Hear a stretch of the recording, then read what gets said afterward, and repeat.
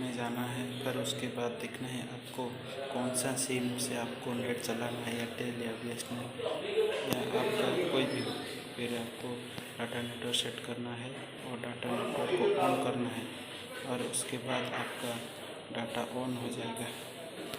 अगर आप नेट का ऑन हो गया फिर आपको ऑफ करेंगे तो फिर इसको टिक को और एक बार प्रेस करेंगे तो फिर वो ऑफ हो जाएगा।